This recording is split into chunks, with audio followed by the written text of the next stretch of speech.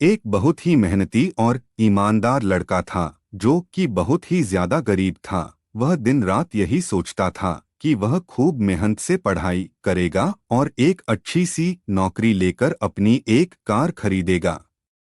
वह जब भी रास्ते में कोई कार देखता तो वह सपनों में खो जाता और सोचने लगता कि मुझको को अपनी कार नसीब होगी।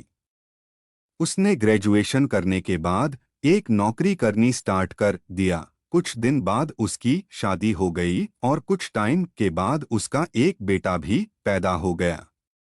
लेकिन अभी तक वह एक कार नहीं खरीद पाया था।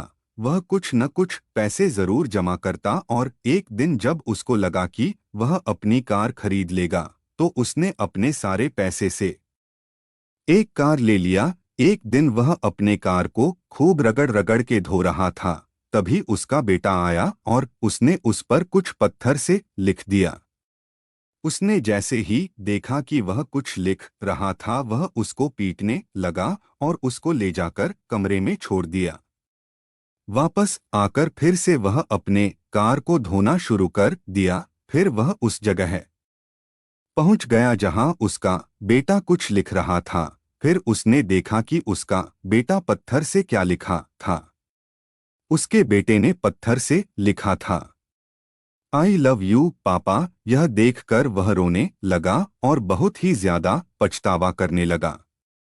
वह कमरे में अपने बेटे के पास गया और उसको गले से लगाया और बोला, आई लव यू टू बेटा।